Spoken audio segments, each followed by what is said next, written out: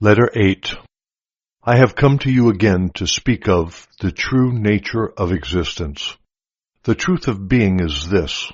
You who believe only in the material world live entirely in the earthly, finite world. You live within a dimension of the manifestations of your beliefs. Those whose spiritual perceptions and lives have been raised in frequencies of vibrations to merge with the spiritual frequencies of vibration of the spiritual dimension can perceive that they live in two dimensions. They are fully aware of this truth, and they live according to this truth and evolve into ever higher frequencies of being. They are no longer bound by human belief, but live within the realization that they live within infinity in which are no limitations. The higher their vibrational frequencies of consciousness, the more aware they are that they live within infinity, and that only they themselves set the limits on what they can aspire to. Those whose perceptions have been heightened in this way while still in their bodies have seen that there is only one dimension of actual individual being, and this dimension is divine consciousness activity. They may also come to fully realize there is a further dimension of universal consciousness in which the universal resides in perfect equilibrium and may be penetrated by none, because within this dimension any individuality would be immediately drawn into the unity of being. When a soul reaches in understanding and realization the topmost level of the frequencies of vibrations of consciousness, Christ consciousness, the soul can look down and review the levels of vibrations ascending and descending to those of humanity on earth and know, with love and compassion, humanity is trapped in the lower vibrations of divine consciousness, hidden within the ego drive, wholly unaware of the truth of being, the soul's true identity, and the earthly truth of the ego. Neither does it have the slightest awareness of the immense purpose behind its existence and the eventual mission it must embark upon. The task of the newborn soul is to experience, through means of its sheath, the psyche, all that these lower frequencies have to offer, and grow as a result of the mental, emotional events and experiences arising out of their thoughts and feelings. The soul must learn through trial and error the state of consciousness which makes it immensely happy, or burdened with grief and sorrow, which initiate various physical limitations. The purpose of life on earth is not to discover a means to experience undeviating joy and bliss, although this is what each soul longs for. Such bliss and joy would hinder the soul's progress into the higher spiritual vibrations of consciousness.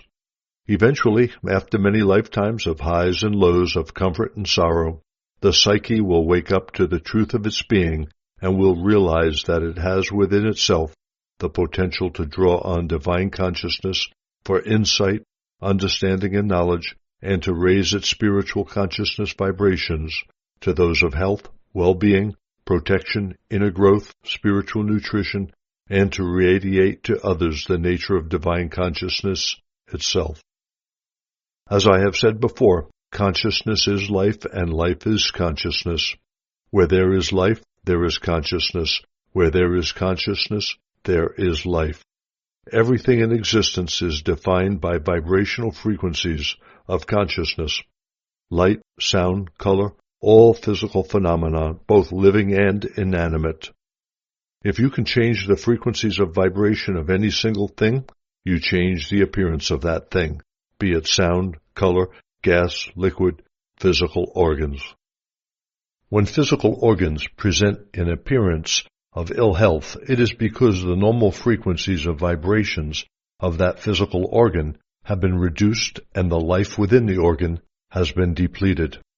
Science presents the universe as being matter possessing consciousness, but the truth is, the universe is consciousness which has taken on the appearance of matter as a result of a descent into the lower frequencies of vibration of consciousness. This is the true reality of existence, nothing else. Your existence is all a matter of frequency of vibrations. The higher the spiritual perceptions and the adherence to spiritual thought, the more swift are the personal vibrational frequencies in the body. The vitality is raised and illness eventually disappears. The scientific fraternity believes you live entirely within the human dimension comprising the solar system and the galaxies of stars. Science believes the human intellect is the highest point of intelligent reference at any time, having evolved in response to changing environment and climatic conditions, and is purely the product of brain activity. According to science, your emotions are wholly real and valid, and what you think and feel are beyond all dispute. These constitute the only reality of existence. Normalcy is computed according to the average thoughts, actions, and responses to the environment. This is perceived as the human reality.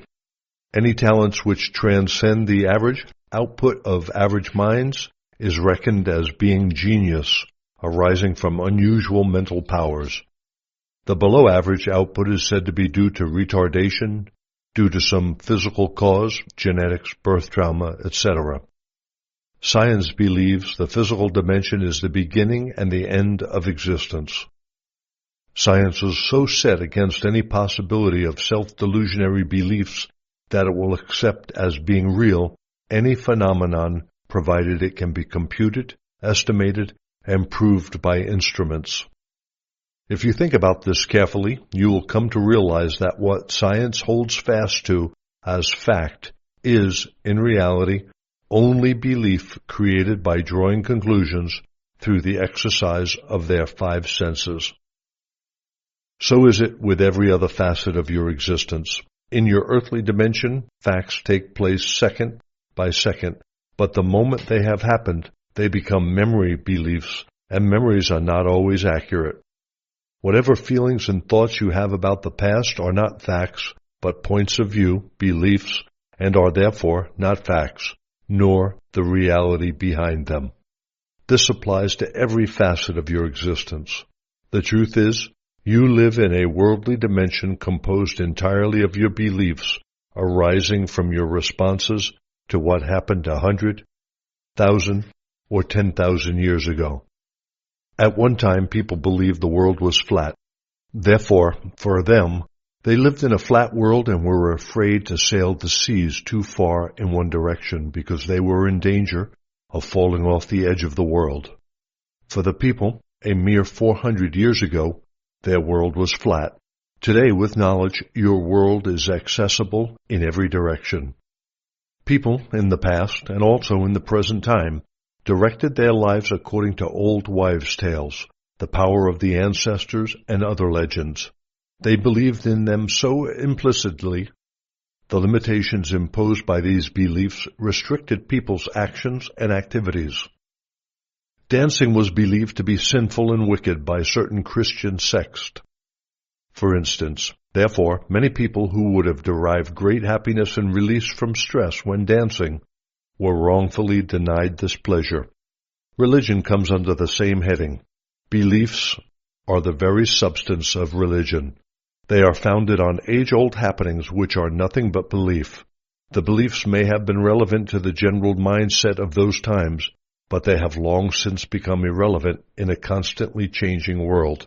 Yet they are strictly adhered to and become the focus of worship, festivities, celebration, mourning, and more destructively, they become the reason for men killing one another and causing horrific misery to women and children. Certain religions claim that God is everywhere and in all things, but also affirm dogmatically that no one knows the mind of God, or the reasons why people kill one another. It may be in God's plan, they say. With mindsets composed of a conglomeration of illogical beliefs, where can mankind at this present time find any certainty of beauty, joy, health, well-being, love?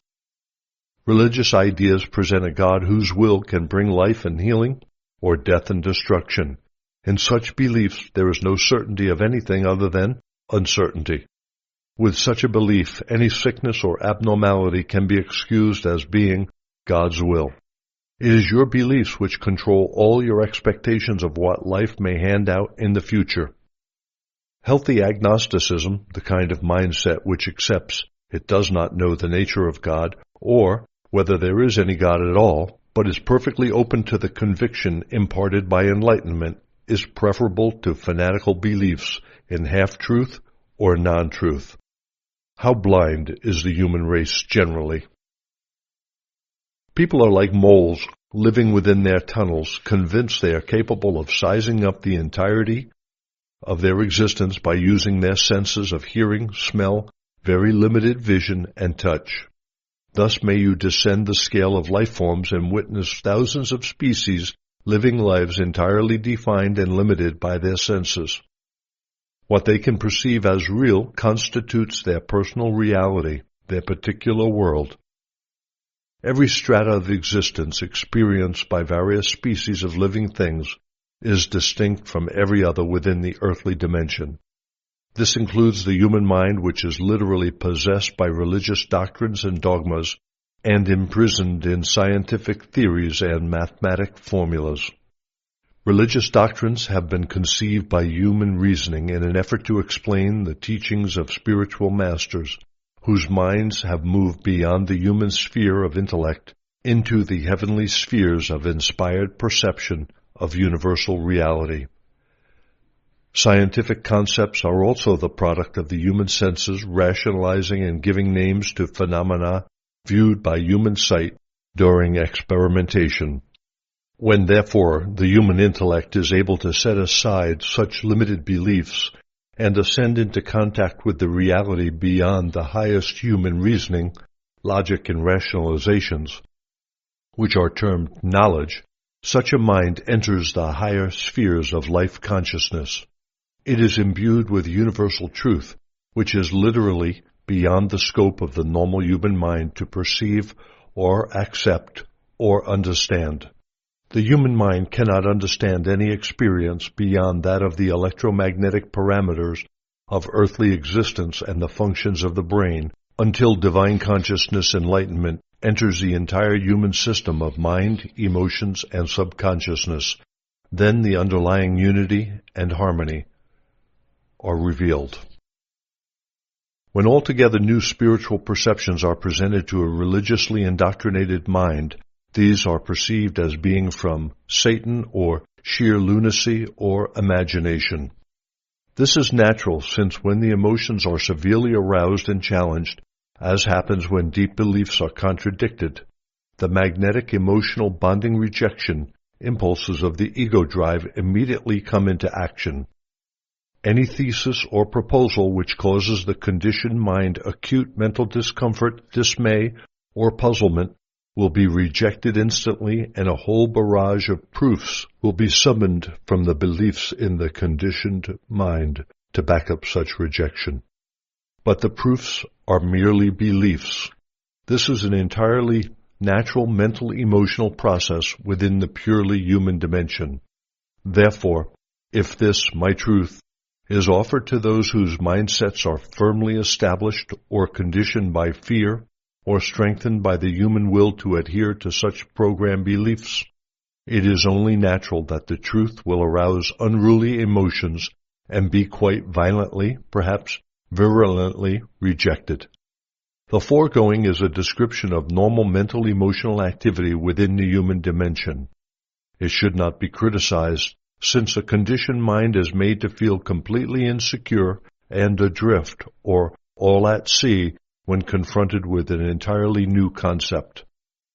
These human idioms describe exactly what happens when an indoctrinated mind is challenged by an entirely new perception of what was previously held to be so dear, so safe, so right.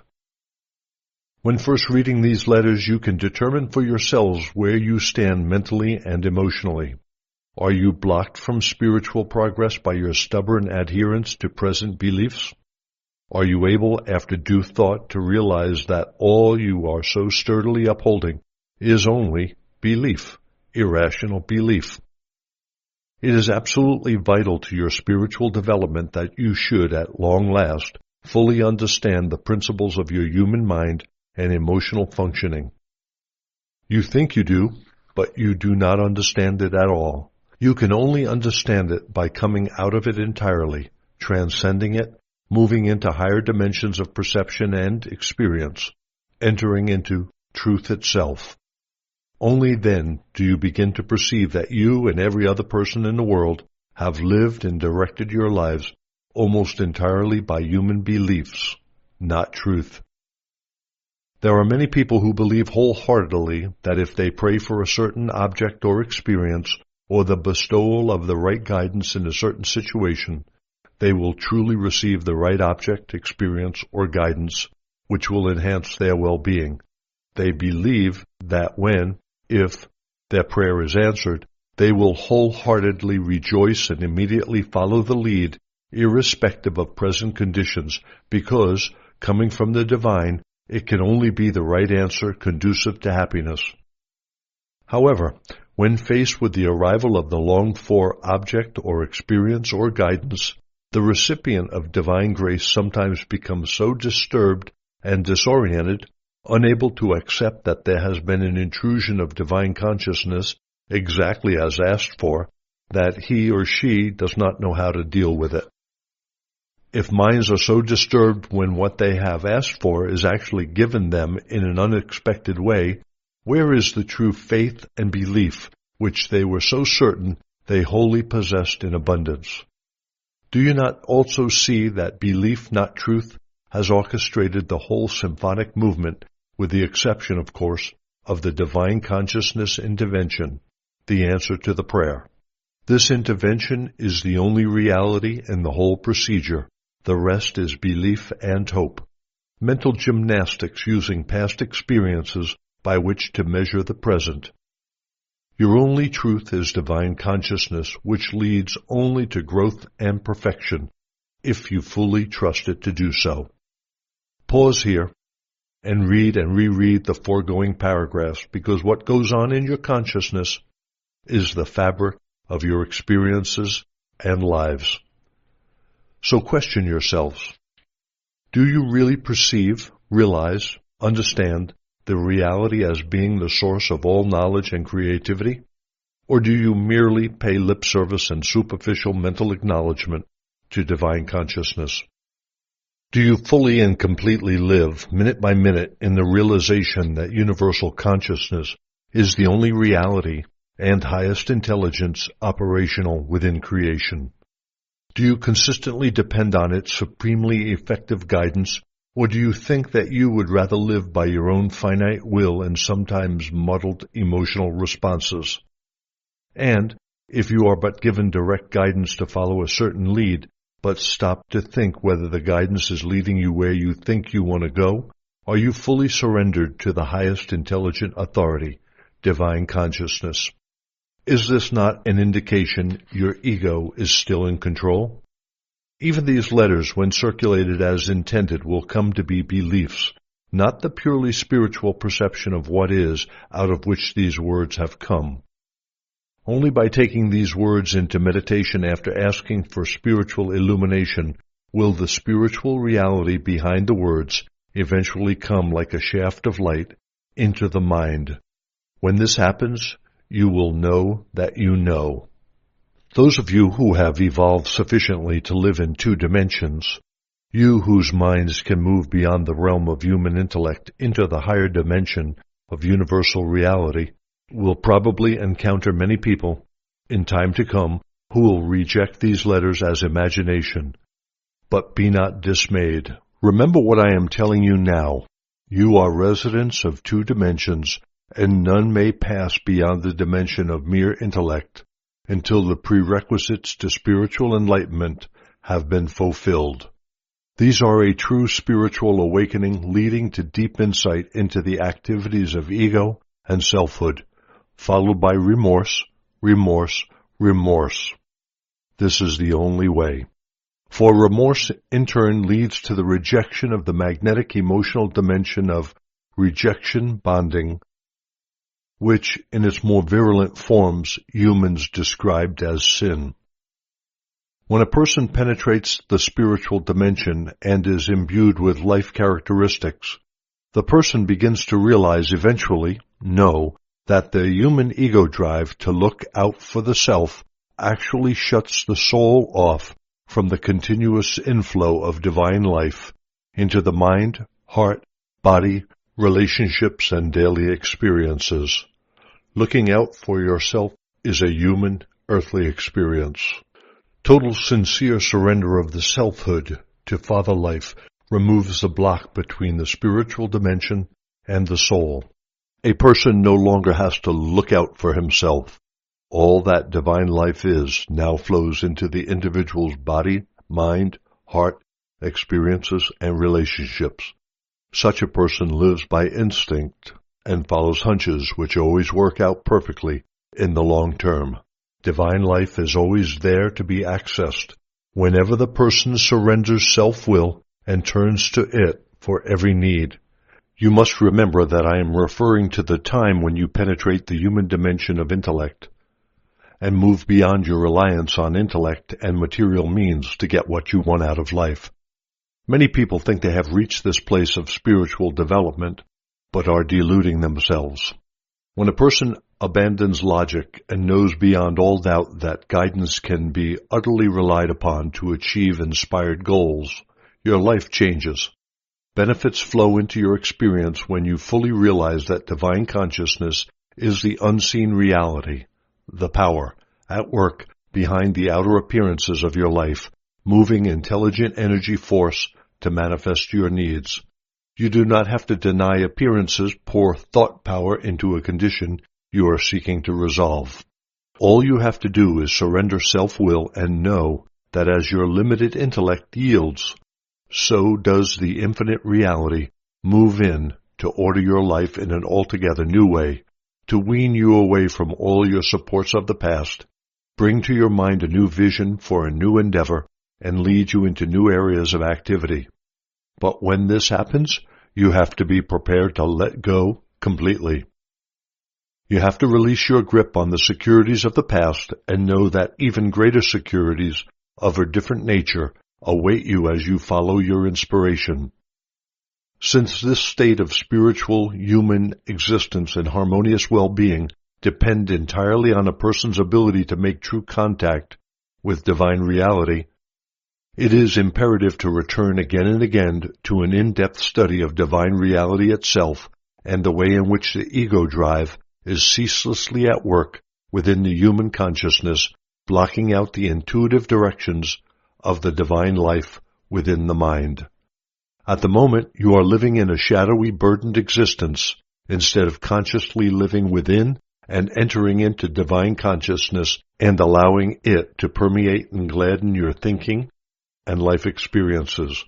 You remain locked within the mental-emotional framework of electromagnetic impulses until you set your willpower to consciously dissolving the fabric of your humanly conceived beliefs and come to see clearly that your reality is divine consciousness, not your family or bank book. When you achieve this insight, you will enter into light, and the light will abide in you. Because of the discomfort and the tug-of-war between the evolving soul and the human ego, which demands to look good rather than be good, and yet cannot bear the thought that it may ever be imperfect. There are few people receiving inspiration and passing it on to those at this time who will speak about the need to go through a period of inner cleansing. Modern people are conditioned to instant service, instant light, instant heat, instant food, drink, clothes, and entertainment, and therefore are not attracted to a truth which involves self-sacrifice, hard work, and total dedication to the goal. Besides which, many of these teachers are making a good deal of money out of their activities, and they must present a truth that will sell. If your modern teachers speak of a path of attainment to the highest dimensions by means of transference of personal mental illumination, it will still be necessary to undergo the inner, intense self-examination and purification of the bonding rejection of magnetic emotions. If you are truly on the upward path to the highest spiritual dimensions, your road will be characterized by moments of bright, clear-sighted self-inspection and self-realization, followed frequently by self-loathing. This dark and painful feeling is the magnetic emotion in reverse. Where before the ego clung to its essential vision of itself as being the greatest and even greater than others, it now begins to glimpse the agonizing fact that perhaps it is not only slightly, but very imperfect. Any person reaching this spiritual level of development will find that they are now traveling the road to true humility. Take heart when you find this happening to you. You are now pushing away the debris of past erroneous beliefs about yourself and your illusory selfhood. Remember that it is your intention or motivation or conviction which gives creative power to do whatever you want to do. The moment that you desire with all your heart to reverse your normal trend in your magnetic emotional patterns, you have set this process in motion. If you clearly define the goals you wish to achieve and keep them ever before your vision in writing or in mind, very shortly you will discover that the desired changes have taken place in your consciousness. When this happens, you will feel a lightness in spirit and will have moments of pure joy. You will be proving that the truth of being does bring captive hearts into perfect freedom of spiritual living. At the same time, you have to understand that your ego must, of necessity to enable you to survive, make you believe you are of value to yourself and other people. Any external serious challenge regarding the value of the self is highly destructive. A desperate fear and internal subsidence of confidence will lead to the conviction that you are without value in the world, and suicide can be the natural outcome. Therefore, your progress will and must be gradual. No one should ever expect people to be wholly changed by words of advice or times of inspiration. Growth can only take place very gradually, one insight at a time. A true spiritual insight will imbue a person's mind with an altogether new point of view which will enable him to begin to approach certain related circumstances in life differently. This insight must direct the person's actions until it has been absorbed completely into the consciousness for eternity and becomes part of the soul evolution. For instance, a man may have the idea that he will be successful in life if he enforces his will aggressively on those who come within his orbit. He believes he will be better heard if he shouts. Then he may wake up to the fact that no one likes him much, and he is avoided by employees and friends. He may become more aggressive because he now feels humiliated. Or, if he is an evolving soul, he will question what he can do about his isolation. The moment that divine life seeps into his consciousness psyche and makes him realize that he himself avoids people who shout, he will have a flash of inspiration. He will realize that, to be happy and successful, he should treat others as he likes to be treated. You may argue that this perception is not necessarily inspired, but is born of common sense, that he himself was responsible for arriving at this realization. However, this is not so. Ego thoughts are dictated solely by the bonding rejection impulses. Any new wisdom comes from loving intelligence. This may be the last inspired flash of insight he will ever have. But if he is truly on the spiritual path and seeking the highest dimensions of attainment, he will gradually perceive that this first overcoming of the ego is not enough. He will begin to see other previously unsuspected selfish patterns of behavior. He will define a further goal just out of reach at that moment, but very shortly, with prayer and meditation, he will have achieved that goal also. In this way, his consciousness frequencies of vibration will be elevated, and he will gradually move towards the celestial kingdoms of consciousness, the kingdom of heaven. Alternatively, a woman may only feel secure by not disturbing the present status quo. She is afraid to speak out when treated with a lack of respect. Such a meek person, while more comfortable taking refuge in silence, will also suffer deep resentments because people do not respect her passive personality. Such people usually turn to religion for comfort and reassurance, and because of non-comprehension of the laws of existence, she will probably remain static in her meekness till the end of her time on earth. Indeed, because of my words recorded in the Gospel, "Blessed are the meek, for they shall inherit the earth. The Church has taught that meekness is to be commended. She may feel that her meekness is the way to the light. However, if the meek little lady should find the truth concerning her being, and should find the right way to make contact with universal consciousness, she will eventually be told inwardly and clearly that, spiritually, she is the equal of everyone else. She will be inspired to express herself well. She will be given the strength to speak her truth in a more confident and attractive way. People will begin to respect this new person, and she will be manifesting the inner spiritual development gained during her times spent in meditation. Remember, you are not on earth to please God, as your church may tell you. You are on earth to express God and to make ever closer and closer contact with universal consciousness until you become free of the magnetic emotional bondage.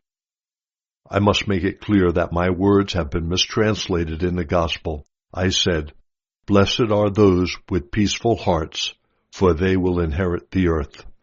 If you contemplate the world, you will see that those countries with peaceful hearts prosper and live in harmony with their neighbors. Where there are upheavals and genocide, this turbulence is the direct manifestation of the consciousness of the inhabitants. Such a consciousness destroys a country and begets poverty and illness.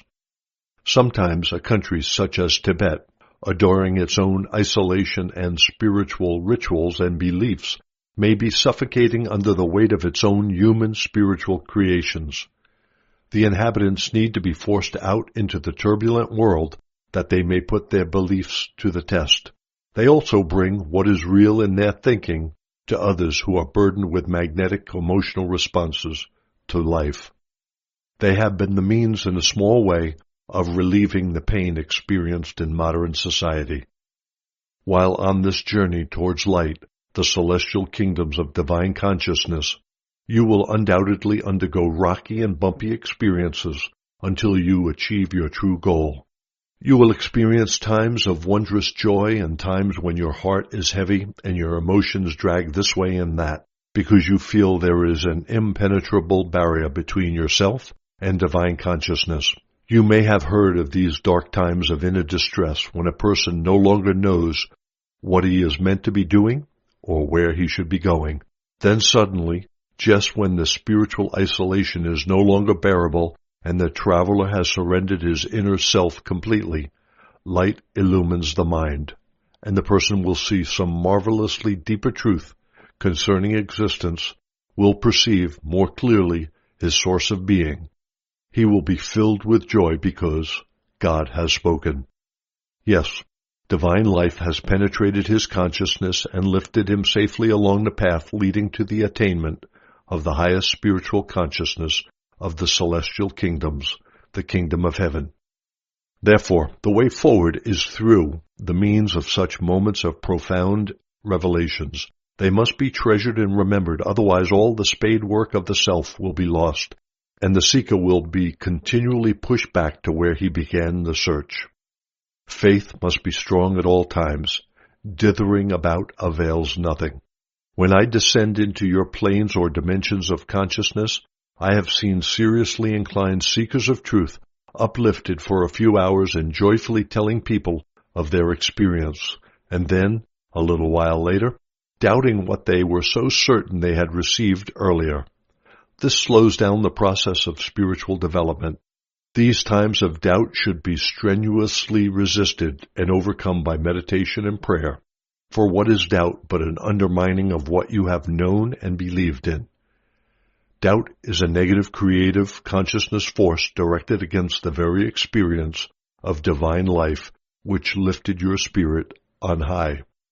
You create within yourself a little war between your experience of divine consciousness and your human blindness. You will probably destroy the memory of that divine moment and erase all vestiges of spiritual upliftment and development it brought into your consciousness. This conflict will leave you feeling jaded and dispirited, and you will probably never realize that all alone and unassisted, you have wrought this negative transformation in yourself. People on the spiritual path frequently do this to themselves and hinder their spiritual development, never stopping to question what right they have to relapse in this self-indulgent exercise. People use their minds recklessly, blighting their lives and the lives of other people with their thoughts and words arising from their ego drive. For it is only your thought life and emotional upheavals which end in quarrels and mayhem, not your faces, bodies, hands, and legs, unless the quarrels end in physical abuse. But even bodily conflict has its origins in the frustration of the ego within mind and emotions, and conveyed to the limbs to vent the uncontrollable wrath.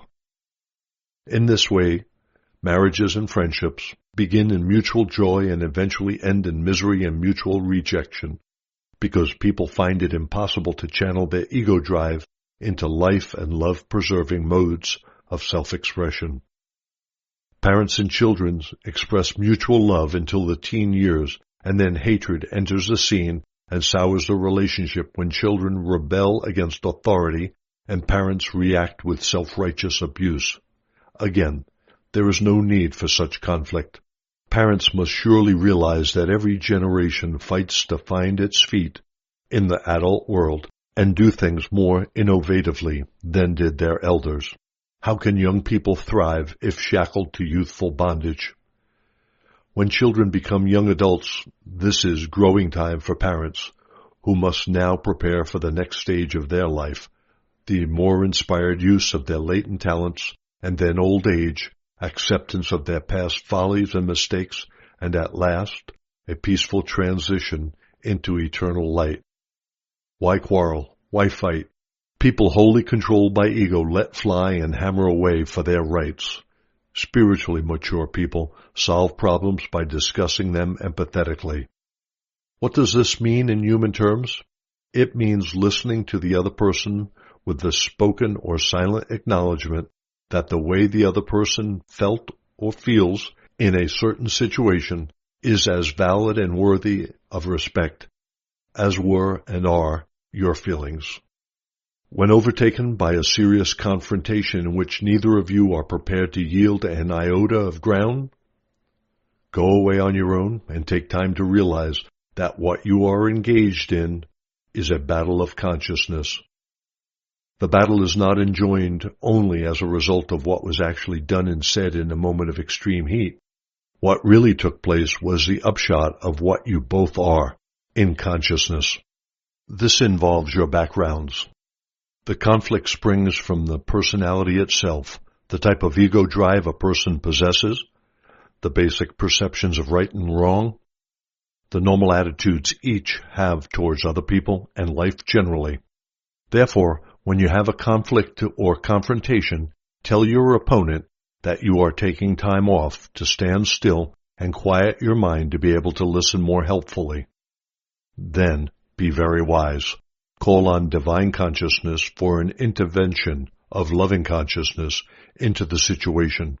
Try to realize and visualize that both of you stand in the light of divine consciousness, equal in soul origins, equal in destiny, equally real, equally human, equally unique.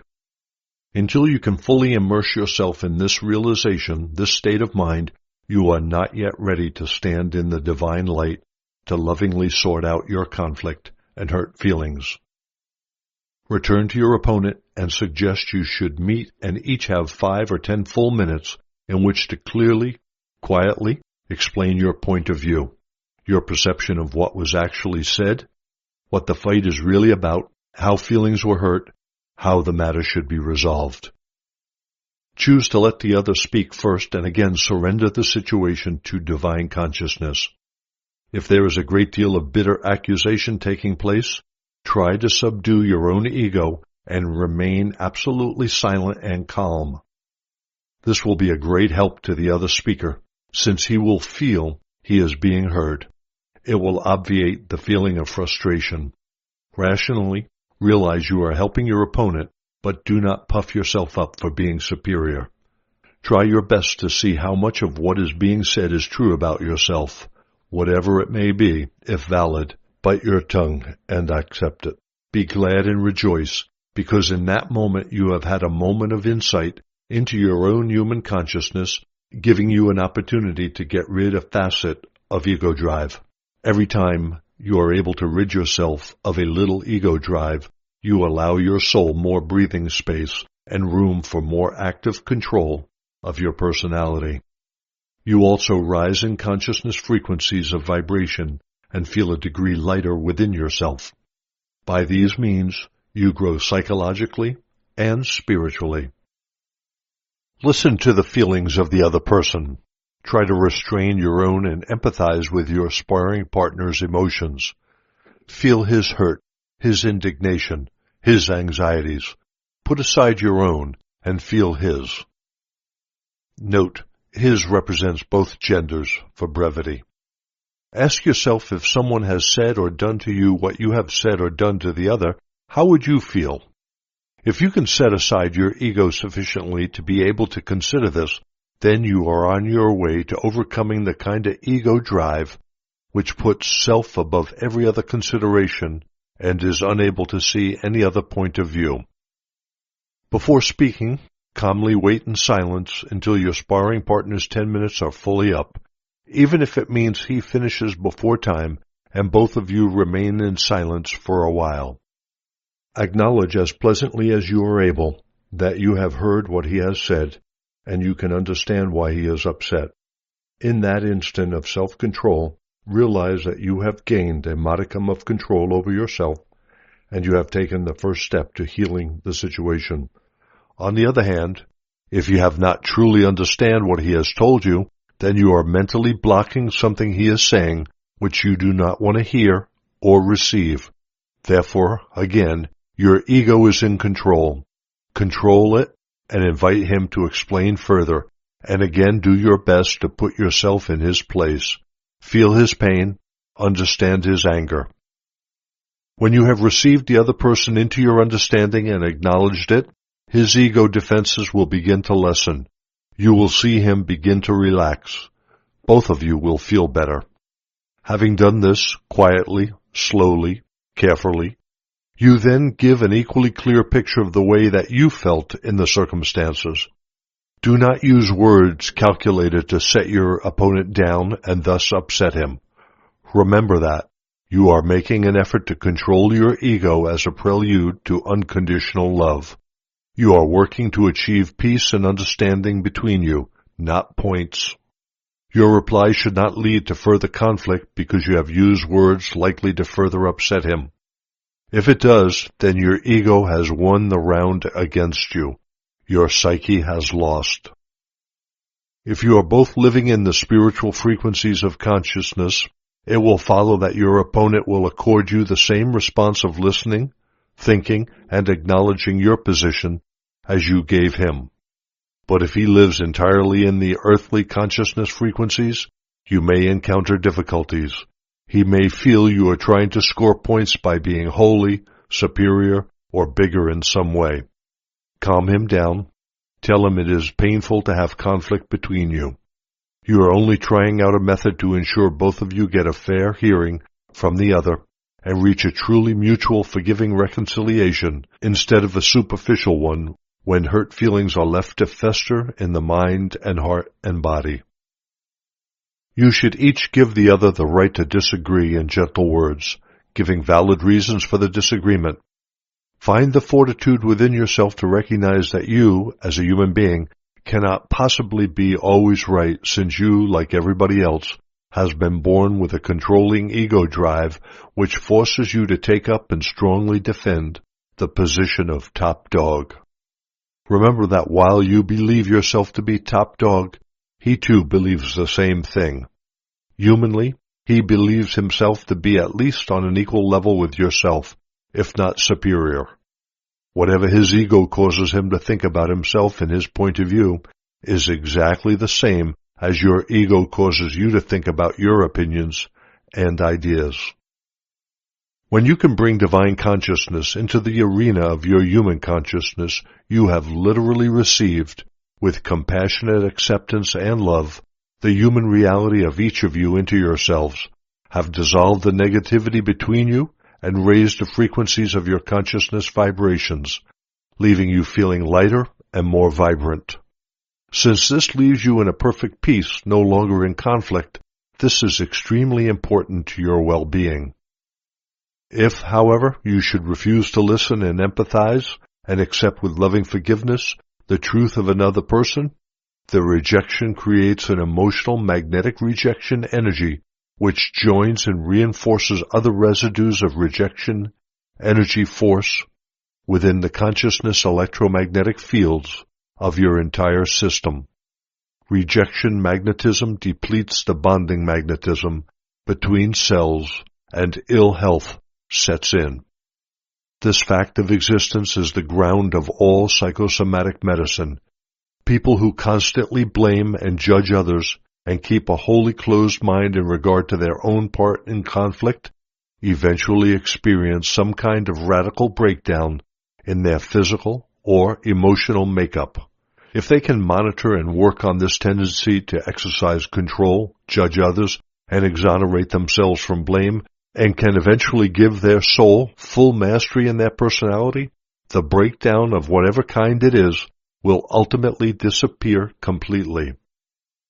If during conflict with another you give time, space, and understanding, but only encounter stubborn resistance in the form of a continual statement of personal aggrieved feeling, then you are dealing with ego blindness, and the only thing to do is laugh, concede defeat, and walk away. Providing you walk away with forgiveness and understanding of their controlling ego, you may have conceded defeat, but you gained a victory over self and refrained from introducing negative vibrations into your consciousness field. The very worst thing you can do to promote discord is to tell a person they shouldn't feel a certain way, or they do not mean what they are saying. These two sayings are a gross violation of the dignity and respect due to the other, and you have rejected the human reality of the other person. You may question a person, "Do you really mean what you're saying?" If the answer is yes, then it must be accepted, and the discussion should continue from that point. Never ignore what another person is trying to tell you because you do not want to face up to what is being said. This is cowardice and gives points to your ego. Be brave and listen, with both ears open to receive the truth behind the words. You must accept the reality of a person, whether you agree with it or not, even if a facet causes you shock or displeasure. Remember, you do not know the full circumstances out of which that human consciousness has grown into its present form. If you judge, criticize, condemn in any way, you have erected a barrier between yourself and that person, which will not be removed no matter how much you may wish to overlook everything negative in him and become friends in the future. Unknowingly, what you reject in him will remain in your consciousness as a foundation for future discords which will build up and eventually outweigh the affection. Unwittingly, you will say things in the future reflecting your underlying secret mistrust or displeasure. Instead of accepting his weaknesses with love and helping him deal with and overcome them, you will put him on his guard against you, and he will never fully trust you. Your ego and his ego will have had a secret battle which neither of you will be aware of consciously. Love could turn to hate. Remember, your life is a state of consciousness in which thoughts and feelings are deposited, as in a safety box. Let acceptance and caring be the steel of which the box is made. When you have an encounter with someone to whom you are drawn, if only in friendship, you discover that there are elements in his past which are contrary to your principles. You have the option to remain in contact with him, fully accepting his past, and possibly in future situations, pointing out the characteristic logically and lovingly, helping him grow, or, if this is impossible, promptly removing yourself from the situation until you can see his problems from the perspective of loving acceptance inspired by divine consciousness, and you find him receptive to your principles. You must never accuse a person of acting out of an ego impulse. All human beings are ego-driven to a greater or lesser extent. Never take a stance which will humiliate another. When I was on earth, I urged people to forgive and to abstain from judgment, criticism, condemnation. The Church has misinterpreted this meaning as you must please God by loving others and abstaining from negative emotions. This is not what I meant at all. There is no God who needs to be pleased by your behavior. You are masters of your fate in that you always reap what you sow. All the foregoing pages have been directed at giving you details of how to avoid sowing weeds in your vegetable patch, how to remain healthy, happy, prosperous. A time will come in your spiritual development when you will awaken to the enormous gift you have in your head, the gift of creative, intelligent thinking, and you will also become aware of the enormous responsibility you bear towards the way you use it. There are wonderful people in your world who have used their minds in such a way as to gain insight and growth from the daily challenges in their lives. Step by step, by probing, analyzing, moving on to new viewpoints, higher understanding, they fashion new ideals for themselves. They adopt these ideals as guidelines for their future behavior. By these means, they are able to purify their thinking, words, actions, in order to redefine their mode of conduct in the world and of attending to relationships.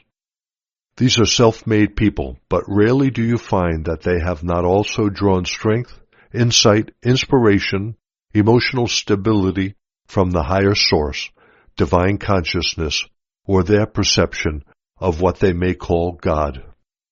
When on earth, I told the people a story, the parable of the 10 talents.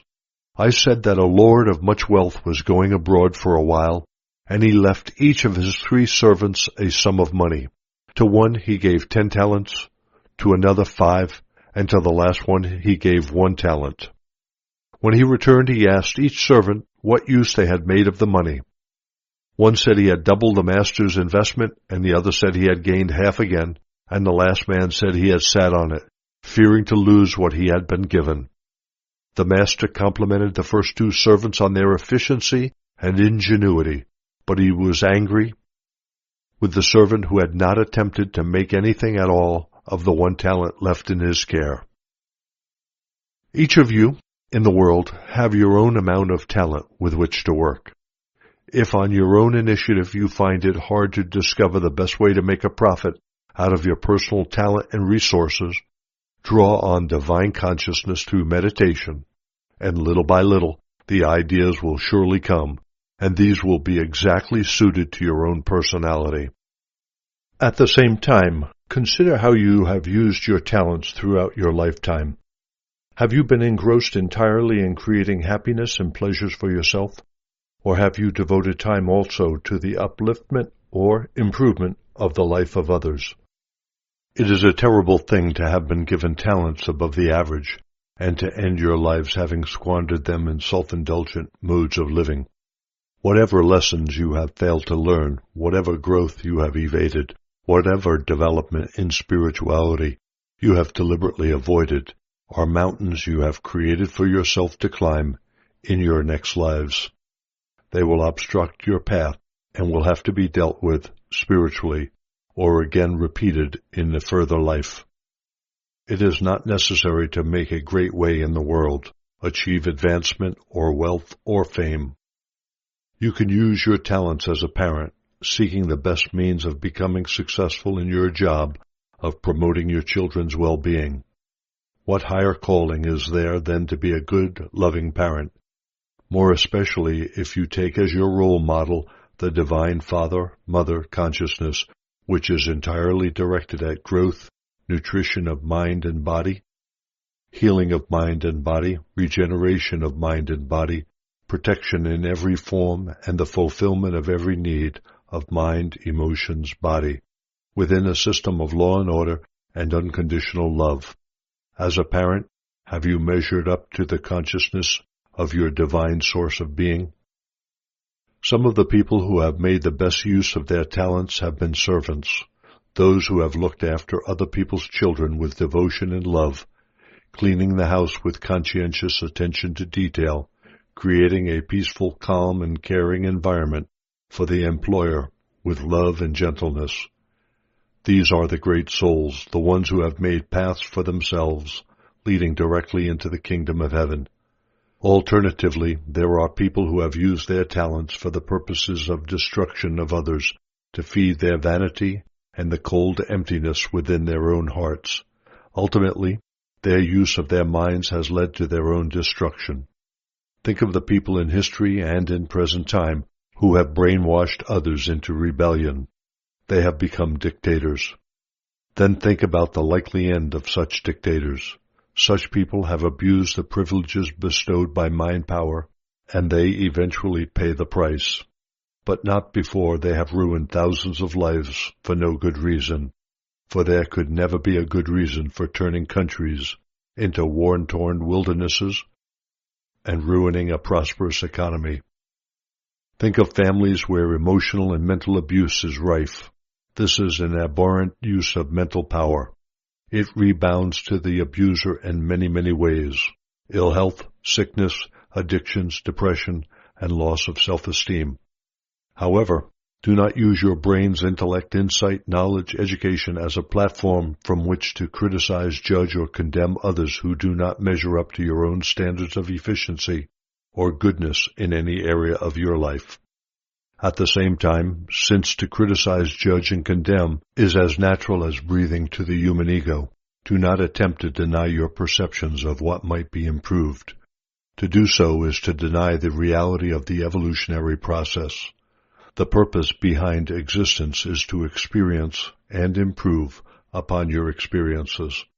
Therefore, do not judge or condemn or reject the deficiencies you observe in others, but take your perceptions immediately to divine consciousness and continually ask for a divine resolution of the problem. Hold fast to the realization that wherever, whenever, divine consciousness is drawn into a problem, the end result is always growth and development for all concerned.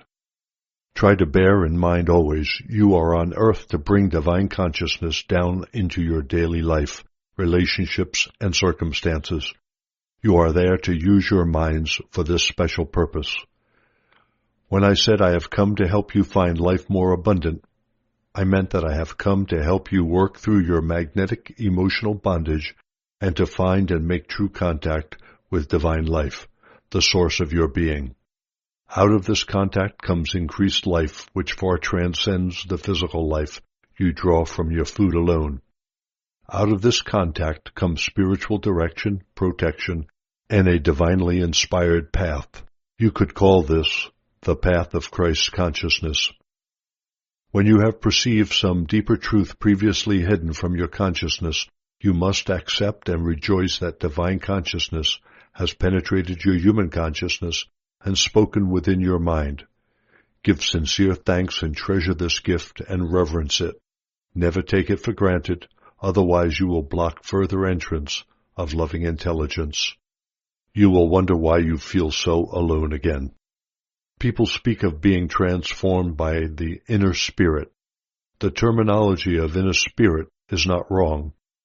I have gone to great lengths to try to rid your minds of old terminology which may have an inaccurate meaning for you. At the same time, I want you to understand that once you have grasped what I really mean, for I have been so grossly misinterpreted in the past that I do not want this to happen again. You must not be bound down by the terminology itself. So long as you know what the inner spirit really is, divine life consciousness operating out of infinite universal consciousness, and has nothing to do with the spirits of the departed, you may use the terminology which has most meaning for you, provided it is the meaning given you in these letters. To return to my original statement at the beginning of this new section, it is frequently said that people can be transformed by the power of the Spirit. Such a transformation is not possible. There is nothing real in your human self which can be transformed. Your soul has been drawn from divine life consciousness and is therefore perfect. Your human personality is ephemeral and composed only of magnetic emotional bonding rejection impulses. Consequently, divine life must gradually impregnate more and more of your consciousness to impel you to strip away these gross impulses in order to reveal the spiritual reality. Perhaps I can best explain this to you by using a parable. A girl of great beauty was kept hidden within the heavy gray veiling, and an ugly face was painted on it. Thus the truth of her being was kept secret, and few ventured near her because of her unattractive appearance. She grew up and realized that the cause of her loneliness and misery, loss of freedom of movement and health, were due to the veils. But she was so accustomed to them that she felt she would not survive without them. However, she was fortunate enough to meet an enlightened mentor from another country, and was ultimately persuaded to discard just one veil. After much searching for the inner strength to do so, she begged her mentor to help her. He lifted her hands, and together they discarded the veil on which the ugly face had been painted, and she felt much better for having rid herself of it. She began to feel a sense of joy. After a while, she was eager to rid herself of another veil, and again her mentor came to her and helped to remove it, and so it continued. The more she shed, the more lighter she grew, and she gradually glimpsed the reality of nature around her. She could see the trees clearly, the birds on the boughs, and listened enthralled to their beautiful songs. She saw the beauty in other people's faces and began to feel the flow of love in her heart. Life was now becoming a truly divine gift to be treasured. Daily she gave thanks to her mentor for helping her to become such a happy person. Finally, the time came when she could no longer bear the final veil around her. She knew it was shutting her off from even greater light, beauty, harmony, and loving contact with other beautiful people. Although she did not know how she would manage without it, she retired into the silence with her mentor and pleaded to have this last veil removed. This was a time of agony, since the veil appeared to be a part of her being, but she begged and pleaded, and in a moment of brilliant light, the veil was burned off her. The form that was left was her reality, and she came into perfect inner freedom. However, her individualized reality now had to find a way to function in the environment. This was unexpectedly difficult. Because her perceptions of reality surrounding and within herself were now so clear and transcendent, the ground of her communication with other people had radically changed. She was no longer at peace in the social and business environment, nor could she remain a member of her community. People looked at her and said, "Oh, this is who you are, and you have no veil? How dreadful! We find you very odd and even a little mad." They turned their backs on her. What do you think she did? Did she long to go back to the time when she was veiled as heavily as others? No. She had found such peace, joy, and fulfillment of need, she left her community and went into a retreat and joined other souls who would recognize her true identity and respond to it with love and joy. Tell me, was her veil, her personality, transformed? No. With the help of her mentor, she removed her own veiling when she was convinced by her mentor, Divine Life Consciousness, it was the right thing to do. As she removed the different layers of veiling, she came closer and closer to intimate knowledge of the reality soul, hidden by her veiling, the personality. You can probably understand now that the human personality is like a mental emotional cobweb, sometimes a dirty veiling of mass interactions between magnetic attraction bonding and magnetic repulsion-revulsion. Spiritually evolved people can see this dirty veiling clouding the skin of people whose language is coarse and their thoughts solely centered around earthy ego activities. Alternatively, as an individual leaves behind levels of earthy thoughts and responses, the skin begins to clear and a light shines in the eyes. While the earth personality is imperceptibly dying away, the body becomes more spiritualized. This is clearly visible to people who have the gift of spiritual perception. Do not be afraid of future withdrawal from the earthly mindset. You will relinquish it little by little with infinite relief. Your true goal in life will become ever more clear, and your determination to reach it will grow ever more strong. You may argue that you are not often mentally or emotionally engaged in magnetic emotional thoughts and feelings. But when you examine your spontaneous thoughts, you will find you are completely dominated by magnetic attraction, bonding, and magnetic repulsion, revulsion thoughts all day long. Your mind keeps up a ceaseless chatter of comments and judgments, criticisms, wants, don't wants, reactionary feelings verging on resentment or rejection, longing for certain things and fears that the longings will not be fulfilled, striving for success, and irritation or anger with those who stand in the way of that success. When the ego is in control, the one who prays does so with faith and yearning. Immediately after prayer, on meeting someone, the trauma just taken to God to be dealt with in the right way is sorrowfully aired to gain the comfort of human sympathy. But the consciousness form and force released during prayer, the asking, the faith, and the yearning are now cancelled by the self-pity. The mind is usually a bog, a quagmire of conflicting ideas. During stress, a person may strive to focus on a life-giving affirmation or perception, but, like a playful puppy tossing a paper bag filled with air, the thought is soon swept out of mind, and the stressful thinking the person was trying to avoid has once again taken hold. And so it goes on in the mind back and forth until the person longs to escape the conflict. Your internal dialogue will probably go along lines similar to, I don't want to get up. I don't want to get breakfast. I don't want to make sandwiches. I don't want to go to work. I don't want to meet so-and-so today. I don't want to do the laundry. I don't want to do this, that, and the other. And so the litany of rejection of life continues with thoroughly disgruntled people all day long. However, instead of mentally complaining, the dialogue may be along the lines of, I don't feel like. All these feelings come from ego drives which reject such activities since they are perceived to be a bore, uncomfortable, or a burden. Alternatively, you may wake up and say or feel, it's Saturday. I must hurry and dress and get to the market. There are things I want to buy. I must get some of those strawberries before they are sold out. I must get down to the sales to find some bargains.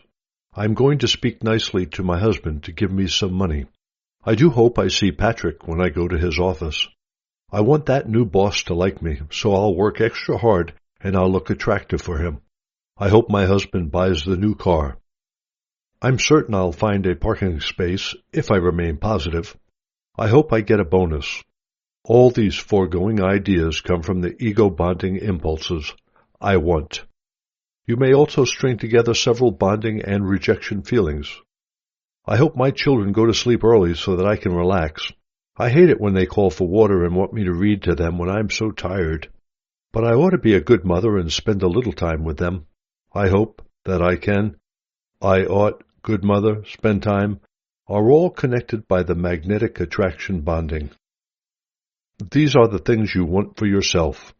These thoughts arise from fears of being asked to do more than you feel you can do at this moment. Fears of failure as a mother. Fear is a direct impulse experienced from the ego, which demands that you measure up in order to be acceptable to yourself and other people, and yet it is very much aware that you do not. With the development of civilization, the magnetic bonding rejection impulses have become so complicated and interwoven that they are difficult to differentiate and discern. I hate it, call for water, want me to read, I'm so tired, are all magnetic rejection revulsion feelings, and since it requires more energy to reject and push away than to accept and bond with, the conflict within you will end up by making you feel even more dispirited and tired, even feeling guilty, but unable to find the strength to do what you would really, deep down, like to do, spend more time with your children, read to them, and mother them. This would give you a sense of satisfaction and well-being because, at an even deeper level, you know you would be experiencing and expressing love, whereas all the wants and don't wants are a coating hiding the feeling of love. When you are in tune with your deepest recesses of being and are experiencing and expressing love, you are truly at peace and happy. At the same time, notice that this interior monologue which goes on all the time in caring mothers, the little interjection of, "I ought to spend a little time with them," is an insight drawn directly from divine life consciousness, but you will probably believe it is your conscience telling you what you ought to do.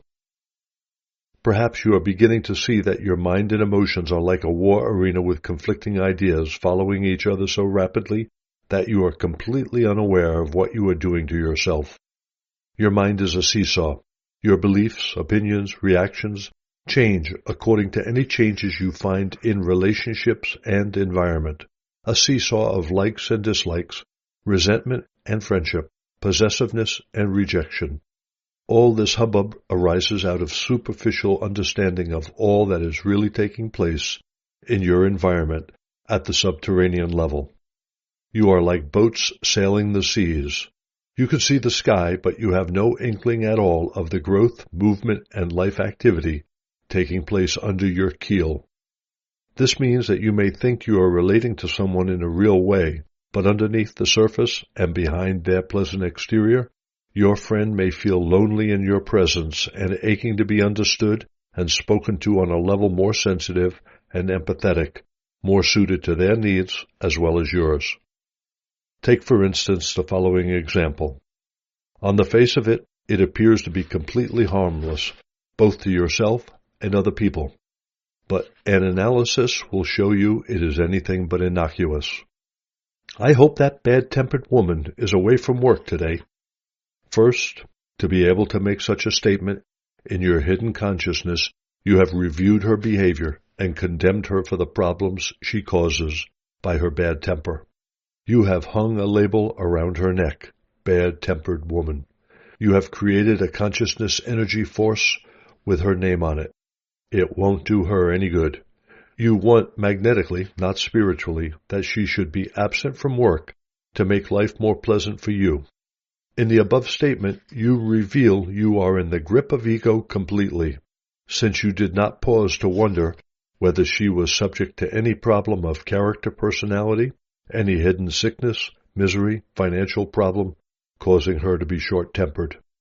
The hope she will be absent is in the nature of a curse on her. If your thinking was sufficiently passionate and powerful, she will probably pick up the negative consciousness energy force and suddenly feel too unwell to go to work. The same principle is involved in the development of emotional tension into nervous breakdowns. At the onset of emotional tension, the mind and emotions begin to race with magnetic emotional rejection, repulsion, revulsion feelings. A person engages in continual thoughts such as "I can't cope," which is a rejection and outright denial of any existing energy that the person does have to deal with the crisis. "I can't bear it" also denies personal strength. "I hate this happening to me." "I hate the person doing this to me." "I hate having to change my lifestyle." "I hate," "I deny," "I refuse," "I object," "I oppose," "I don't deserve." A particularly virulent consciousness form, thoughts, "I'll get my own back," is a mixture of magnetic bonding rejection. In reality, the consciousness of such a sentence is, "I hate him and what he has done so much that I will teach him a lesson. I will do to him exactly what he has done to me. I'll make him pay." This is pure revenge. Revenge is a boomerang which magnetically returns, bestowing suffering of some kind on the thinker. If he is on the path to Christ consciousness, it will also teach the sender a much-needed lesson. All these foregoing thoughts and feelings, including the killer resentment, bring on nervous, even physical breakdowns. There may be some people reading these letters who will remember my confrontation with the fig tree near Bethany. I was hungry and foolishly looked for figs when they were out of season. When I found none, I said to the tree, "May no one ever eat of your fruit again." And the tree withered to its roots and was dead by the following morning, much to the astonishment of Peter. This was a time when I, as Jesus, was thoroughly irresponsible in the use of my mind power, and caused damage for which I was contrite. I explained the true reasons for this incident fully in Letter 3. However, when speaking to my disciples, I also used it as an example and warning of the power exercised by mind over living things. Let it be said also that on that day I whipped and drove the moneylenders out of the temple and harshly denigrated the scribes and Pharisees to their faces. All these activities were magnetic emotional bonding rejection impulses. Deliberately, I set the seal on my soon-to-be death by crucifixion. I knew exactly what I was doing, for my time on earth was drawing to a close, and to tell the truth, I was eager to leave your world. When people first come onto the spiritual path and seek a higher power, many are taught by self-help teachers to engage in magnetic emotional bonding thoughts to a greater degree, although such teachers have no idea that their instructions are serving to strengthen the power of the ego. The spiritual aspirant is taught, if you meditate, God or the power of my subconscious will help me get all my needs. I'm going to visualize the house I want, and I know I'll get it. I am going to buy the clothes I need and have faith that I'll somehow find the installments. They concentrate on having faith and on getting what they need or want. At the beginning of their change in consciousness and the exercise of their faith, they do indeed feel great benefits. The desired objects do come into their lives. They find doors opening. They achieve success. This phenomena reveals that the material planes of their consciousness are becoming more spiritualized, and as a result, there are improvements in them. Life is less hard. But your lives are meant to express every level of your consciousness, mind, emotions, body. When you have mastered the physical realms of consciousness, your next adventure into spirituality is in the realm of your emotions. Therefore, suddenly in the midst of your plenty, the winds blow and the rains fall upon your previously stable emotional consciousness, creating manifold miseries of every kind. These can be in the nature of loss of family, health, or possessions, sudden setbacks of numerous kinds in numerous areas of your life. It is at these times that so many lose their previous faith. Positive thinking doesn't work, they affirm. No, positive thinking on its own does not work. Neither does the power of your subconscious, since it is only a facet of your entire spiritual human being. When your emotions are in upheaval, you are being called to examine your entire consciousness, your beliefs, your feelings toward yourselves and others, your faith in a spiritual dimension, even the meaning of death and your life afterwards in a higher dimension. This is an extremely painful time in the lives of people. All are subject to this time of upheaval in one form or another.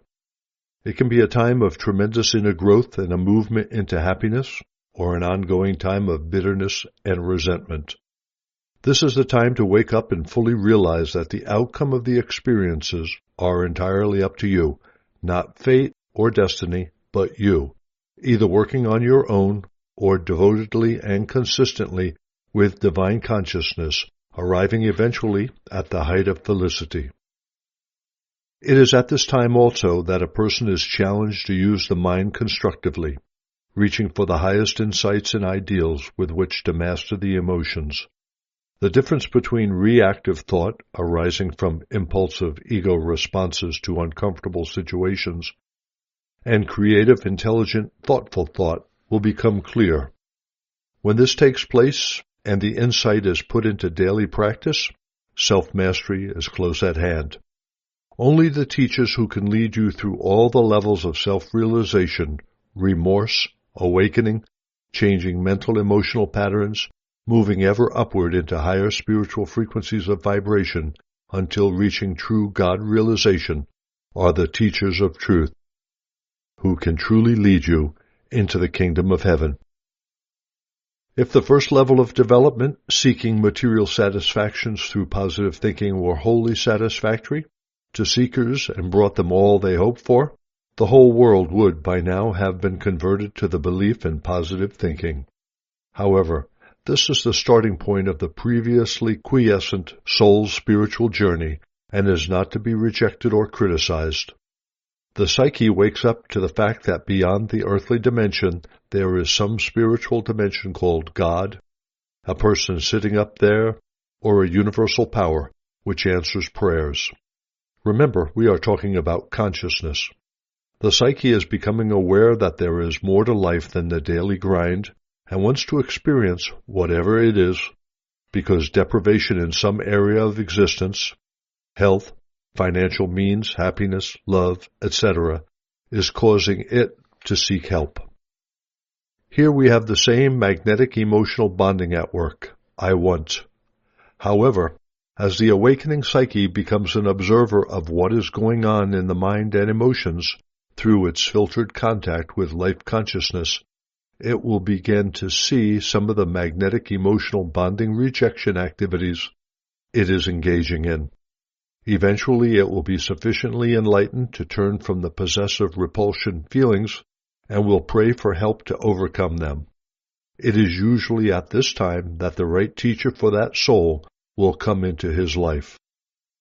If the soul has traveled the road of life several times, then it will be some teacher who has evolved sufficiently to lead the seeking soul out of the chains and bondage of the ego drive and forward into light. Remember, in your approach to others, be careful of their egos.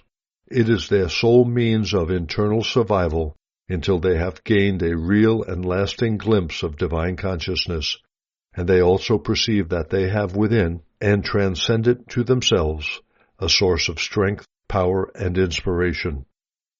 You must also realize that in becoming individualized into bodily form and mental-emotional activity, you are subject to the laws of existence.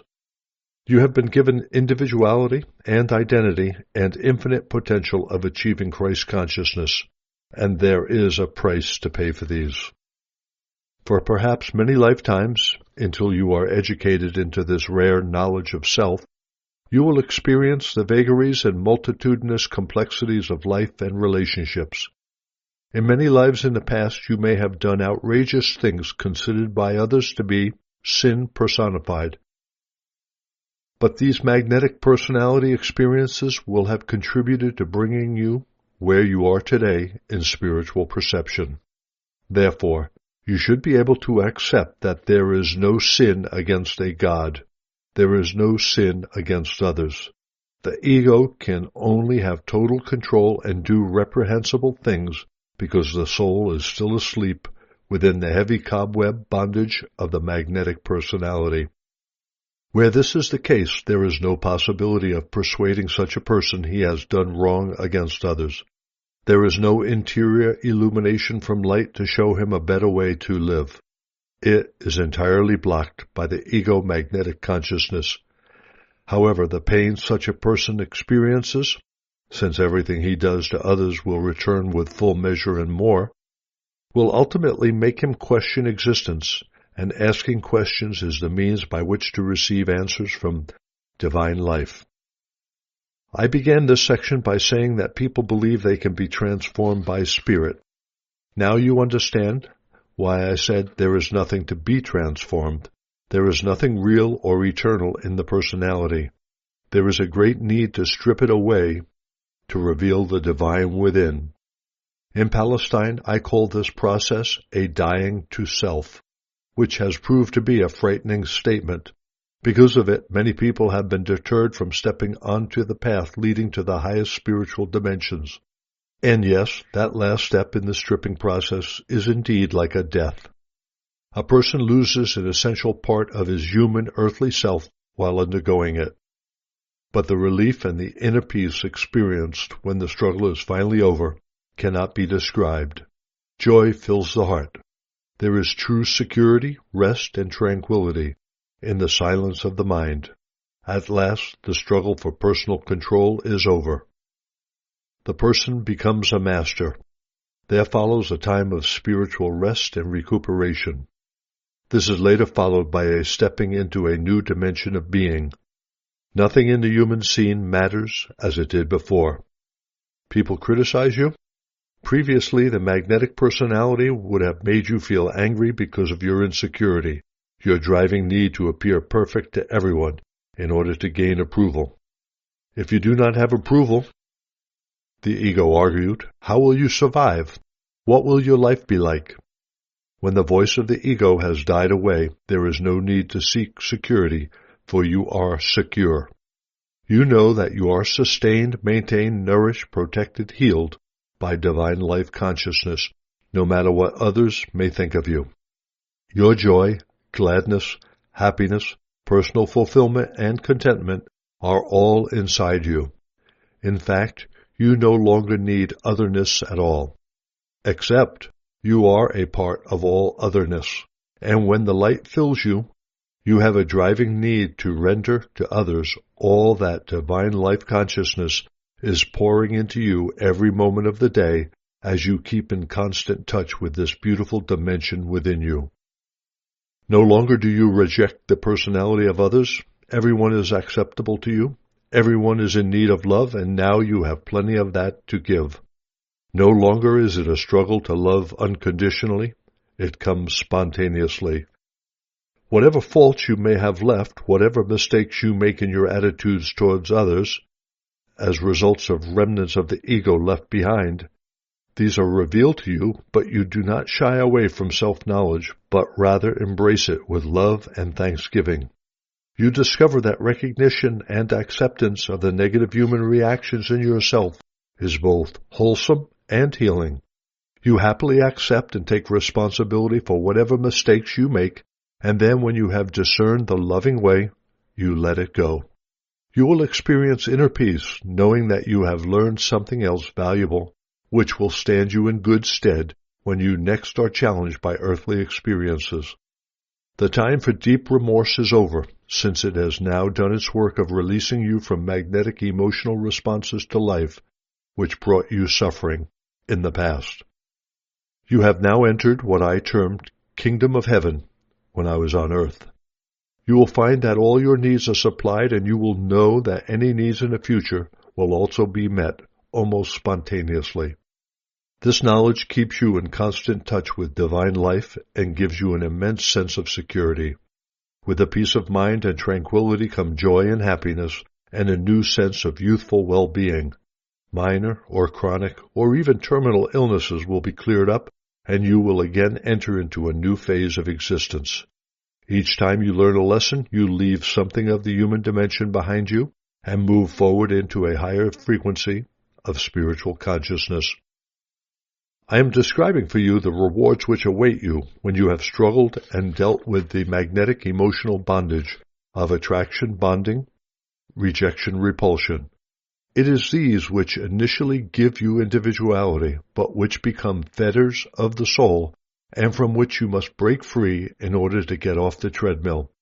This treadmill is the span of your present human life, continually turning, continually bearing you into experiences you do not enjoy.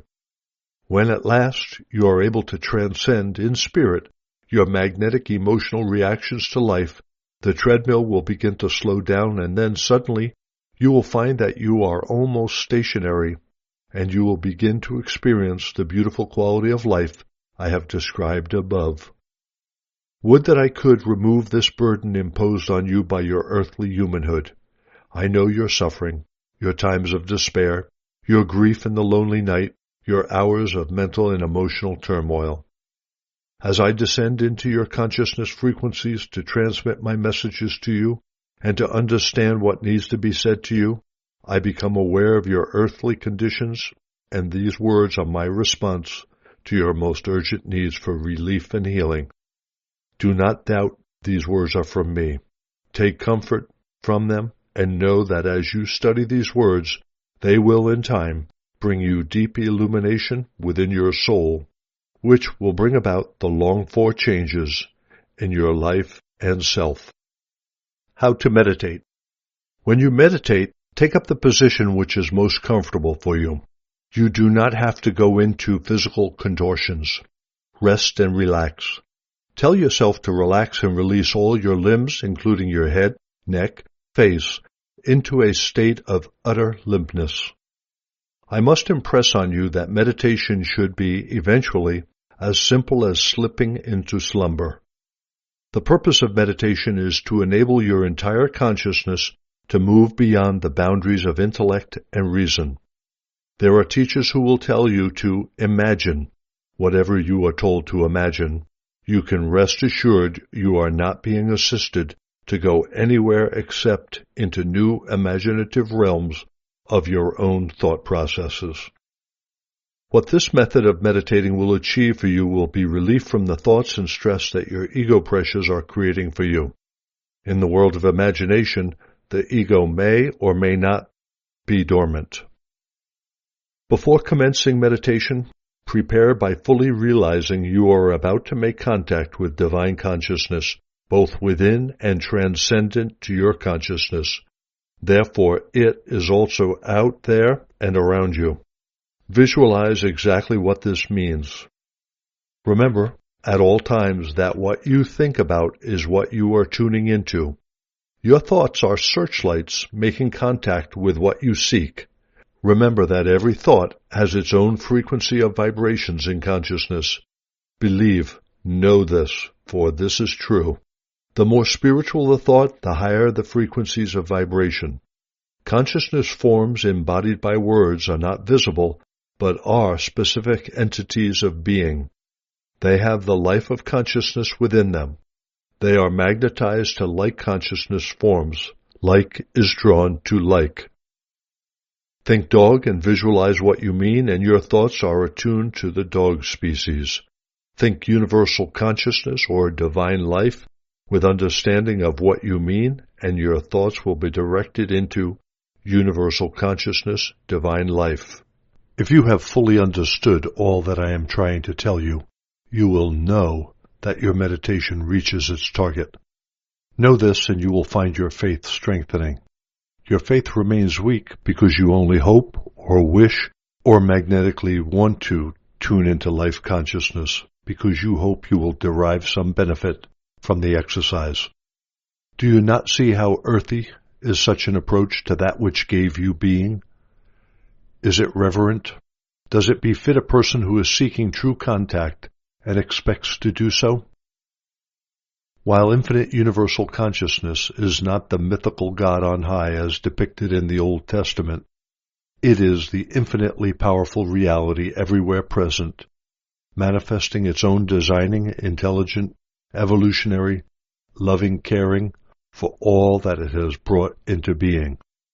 This is what you must realize you will eventually approach while you are still on earth when you reach the highest dimensions after your magnetic emotions have been dissolved, not only from your mind, but also your subconscious and solar plexus. First of all, you will be getting in touch with Father, Mother, Divine Life, which is ever active within your entire system and the universe. Remember, it is in equilibrium within the infinite universal dimension and active within the world. Father activity sets the goals. Mother love directs the ways the plans will be developed to promote the highest good of that which is being adapted or healed or protected. Countless people will say that these statements above are all imagination. They can scoff as they will. Those who manage to make contact with Father, Mother Life Consciousness, another name for Divine Life Consciousness, but denoting its double qualities, will verify that the foregoing is an accurate description of spiritual evolution which follows such contact. To return to your meditation, first of all, before attempting to enter your meditative state, memorize the following prayer so that the words become your own. When you have become perfectly relaxed, start your meditation with this prayer. Say it slowly and visualize the meaning of each word to enable you to enter into the consciousness of the word and enable the energy consciousness of the word to enter into your deepest self. As you say this prayer, your eyes should be closed and your gaze lifted towards your forehead. Father, Mother Life, you are my life, my constant support, my health, my protection, my perfect fulfillment of every need, and my highest inspiration. I ask you to reveal the true reality of yourself to me. I know it is your will that I shall be fully illumined, that I may better receive awareness of your presence within and around me. I believe and know that this is possible. I believe that you protect and maintain me within perfect love. I know that my eventual purpose is to express you. As I speak to you, I know that you are perfectly receptive of me, for you are universal loving intelligence, which has so marvelously designed this world and brought it into visible form. I know that as I ask you to speak to me, I am sending out a consciousness searchlight into your divine consciousness, and as I listen, you will be penetrating my human consciousness and coming ever closer to my increasingly receptive mind and heart. I commit myself and my life into your care. Each time you say and visualize this prayer, you create a spiritual consciousness form which will become stronger and ever more elevated in frequencies of vibration as the true meaning of the prayer deepens in your mind and heart and your perceptions heighten. After the prayer, relax ever deeper and let your mind go as blank as you can. If thoughts intrude, gently recite Divine Life or Father, Mother, Life to yourself, and again quiet your mind. After many months of sincere meditation, you may come to feel that your body is suddenly jerking like a person entering sleep and then suddenly waking up. If this happens, be thankful, as your consciousness is penetrating the barriers of your previously created consciousness forces, encapsulating your soul. When you feel yourself entering a different state of consciousness, so deep you are barely breathing, know that you are beginning to attain your goal. At the end of your meditation, always give glad and grateful thanks. Remember that nothing you can think, say, or do can in any way reduce all that Father, Mother, Life consciousness is. However, any disbelief will form a barrier between you and Father, Mother, Life. I want to warn you, when you are trying to still your mind and thoughts, you may feel ill at ease, physically uncomfortable, and even distressed. This is because, initially, you will come up against the black wall of your own consciousness, and this can be extremely disconcerting, even painful. Bless the experience and ask Father Life to penetrate your consciousness next time you listen. Then get up and put the experience behind you. When you find that you are at last entering into the silence, then rest equably, knowing that you have now entered what one might call the Holy of Holies, because at last you are achieving contact with Father, Mother, Life within you.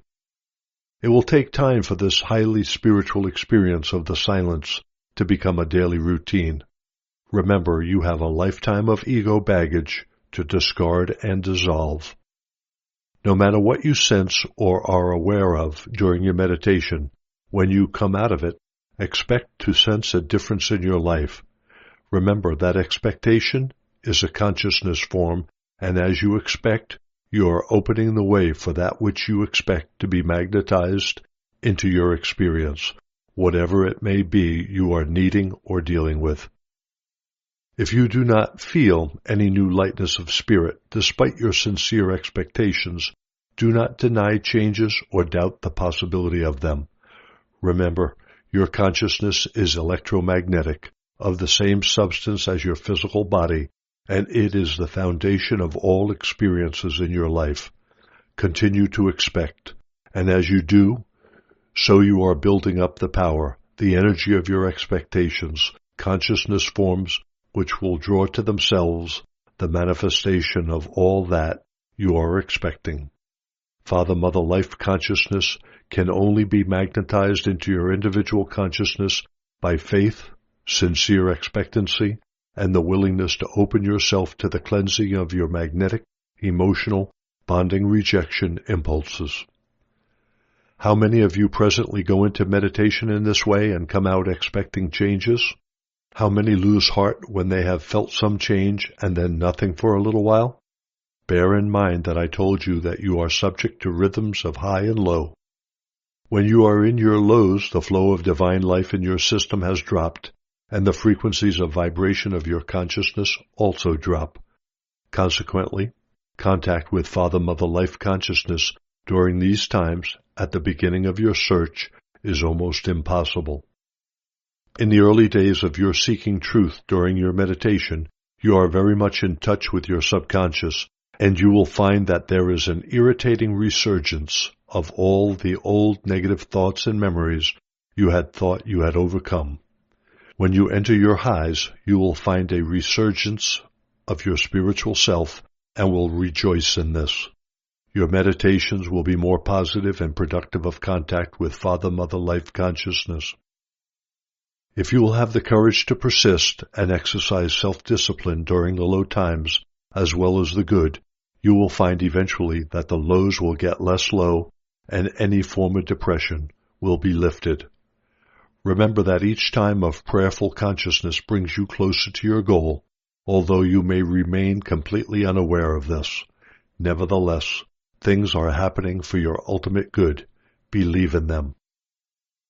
When on earth I said, I have come to give you freedom. I have come to bring you life more abundant. The secret of your tiredness, exhaustion, inconsistency, instability, fear, despair, depression, lies in your magnetic, emotional, bonding rejection responses to life and the subconscious patterns which sometimes take over and project you into situations you never intended to create. Because of these natural impulses of individuality, you are certainly not free. You are under the control of magnetic emotional bondage, both in your conscious and unconscious mind. You live in the grip of the ego, which has given you individuality and bound you in fetters of emotional responses to life. However, the time comes for the sincere and ardent seeker, the person who gladly follows the path of Christ consciousness, the Christ way, when he meditates and penetrates the magnetic emotional areas of the brain, to receive enlightenment which is impressed within the very topmost areas of the brain under the skull. New cells are impressed with new knowledge. This is an ongoing process, and you will probably feel this opening taking place in your brain. You now begin to operate more and more within the superconscious mind, which is in ever greater contact with Father, Mother, Life Consciousness, until the time comes when you can no longer bear the ego thoughts and feelings dominating your normal everyday consciousness, and you die the death of total self-surrender. When this happens, Father, Mother, Life Consciousness will fill your vision to the exclusion of all else.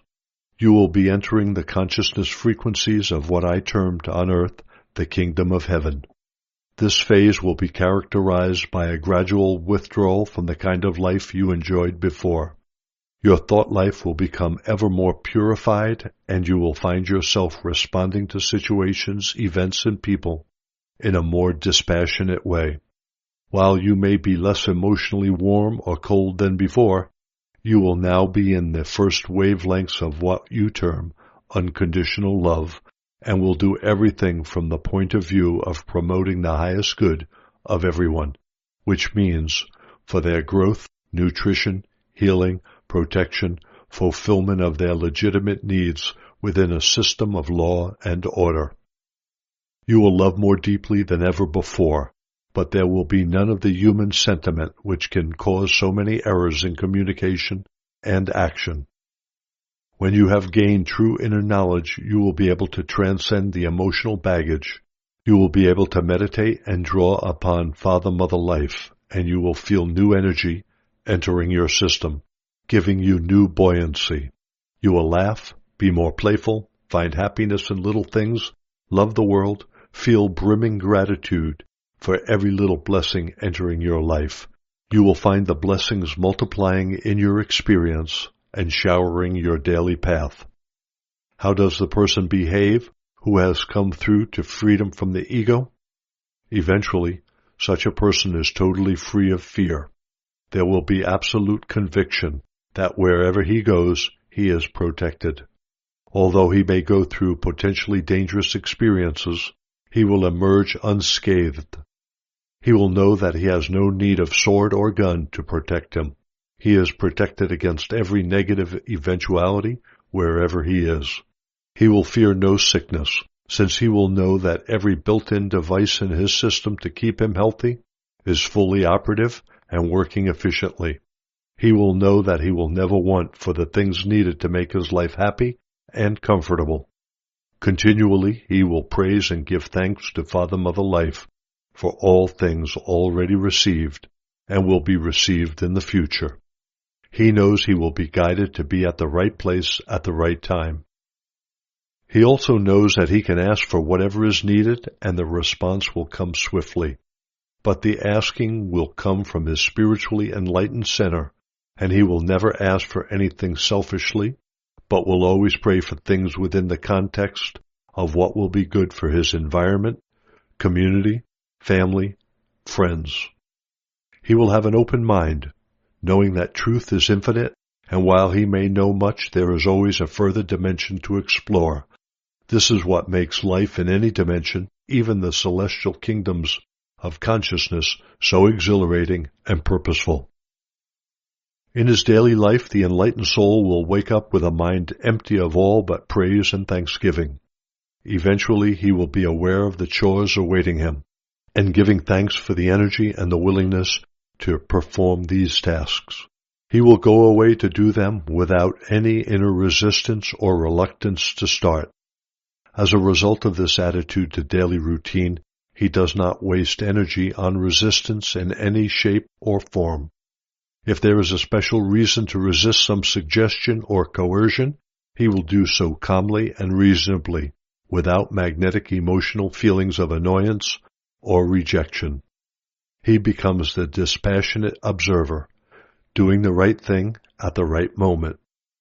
He possesses his soul in patience, waiting for guidance, waiting for the right doors to open, waiting for confirmation that any plans are indeed divinely willed into being through his mind and heart and energy.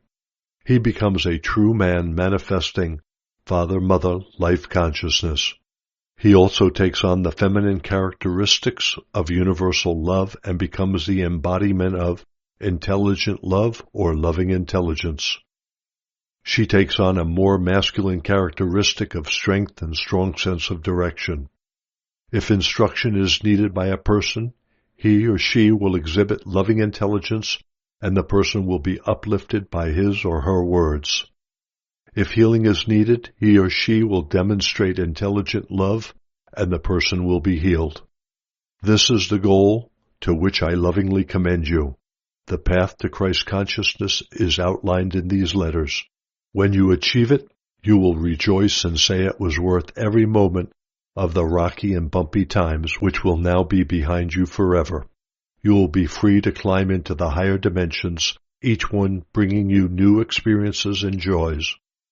You will become founders of a new order on earth which will form the spearhead of a new surge of spiritual evolution. When this spiritual evolution spreads to the general masses in many years to come, people will finally learn how to live in peace with one another. These things will surely come to pass, for the seeds of such a future have been sown within these letters. Whoever welcomes them into their consciousness and endures in faith will eventually find them blossoming in beauty, joy, and harmony, and bringing forth fruit in their daily lives. Believe, for I, the Christ, have spoken.